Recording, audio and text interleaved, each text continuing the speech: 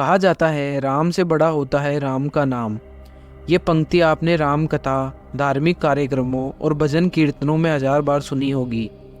लेकिन क्या आपने कभी ऐसा स्थान देखा है जहाँ राम नाम किसी किताब में नहीं, और ना ही किसी दीवार या किसी मंदिर पर नहीं, बल्कि एक जीवित पेड़ पर खुद ब खुद उभर आया। हाँ, एक ऐसा रहस्य जिसने पूरे गांव को हिला दिया, जिसे न आज तक विज्ञान समझ पाया और न कोई तर्क उसे छू पाया।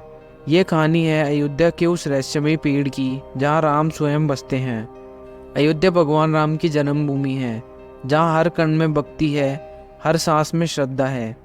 इसी नगरी में दर्शन नगर क्षेत्र के तकपुरा गांव में एक सदा साधारण सा दिखने वाला पेड़ खड़ा था। कदम प्रजाति का पेड़।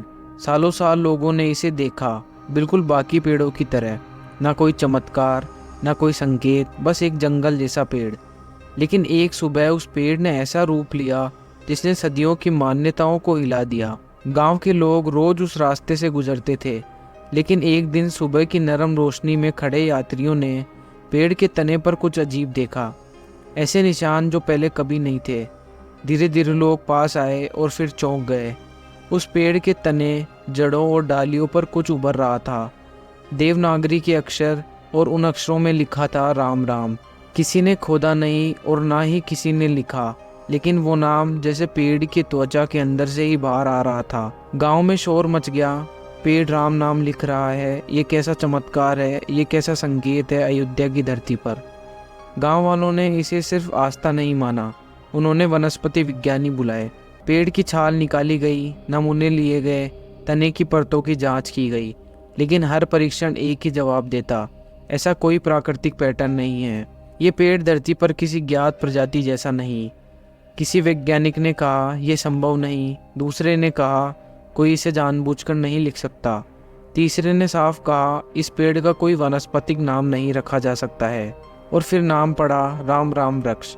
शुरू में तने पर कुछ नाम दिखाई दिए, लेकिन कुछ ही हफ्तों में जड़ों, डालियों, छोटी छोटी छालों, यहाँ तक कि पेड़ की कच्ची परतों पर भी राम नाम बढ़ता गया। आज हालत यह है कि राम नाम इतने हैं कि गिन पाना भी संभव नहीं। पेड़ का चिकना छिलका सूखकर गिरता है और उसके नीचे से उभर आता है राम सीता श्री सीताराम, जैसे कोई अदृश्य शक्ति अपनी उपस्थिति दर्ज करा रही हो। गांव वालों ने कई बार इन अक्षरों को मिटाने की कोशिश की और साफ करने की भी कोशिश की, लेकिन हर बार अक्षर और गहरे होकर लौट आए, मानो पेड़ खुद कह रहा हो जहाँ राम होंगे वहाँ राम नाम स्वयं प्रकट होगा।